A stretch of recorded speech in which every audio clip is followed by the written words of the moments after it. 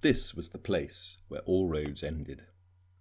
After a long and bumpy ride through the forests of southern Siberia, we took one last steep descent to the river Mrsu.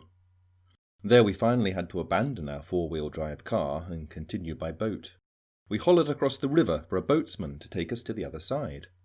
After a while, a man from the local Ezonok people group, wearing enormous boots, came across in his narrow wooden boat. We loaded our possessions in his boat and crossed over to the village of Ust-Anzas, where we wanted to collect information on the Ezonok language. This village, in the Tashtagol region of Kemerovo, is very beautiful. The 190 inhabitants still speak the Turkic language of Ezonok. For many years the village was only accessible by boat and later by helicopter. 2 villages further upriver are still only accessible by boat during the summer and on horseback or foot over the ice in the winter. Out of the 12,000 Ezonoks, approximately only 1,000 are still fluent in the Ezonok language. However, there are individual Ezonoks who are dedicated to preserving their language, culture and traditions.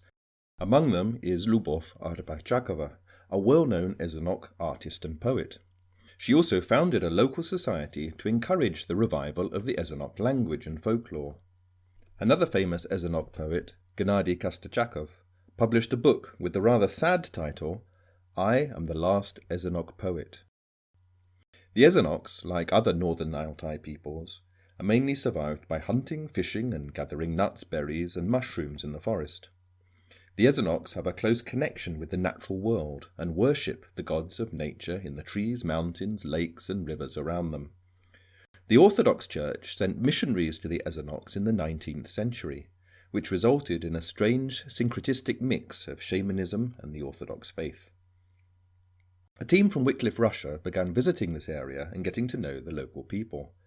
At first they visited all the villages to help the team understand the language and the culture better, and a survey was done to find out where Ezonok speakers live and how fluent they are in the Ezonok language. The team is now working on a collection of oral Bible stories and the dubbing of biblical cartoons for children. Some Ezonoks who want to promote their language have already expressed an interest in using these in schools and clubs where children are learning the Ezonok language. Although today the Ezonok people speak Russian fluently, this project is important because it gives value to the Ezonok language and culture by using them as a vehicle to express God's love for the Ezonok people. A Russian Orthodox priest who has learnt some Ezonok and is building a church in Ust-Anzas suggested that we find an Ezonok storyteller to tell Bible stories in the traditional style. In the past, these storytellers performed heroic tales by a fire, playing an Ezonok traditional instrument. An Ezonok storyteller sharing Bible stories could bring new hope to a people struggling with alcoholism and depression and the loss of their culture.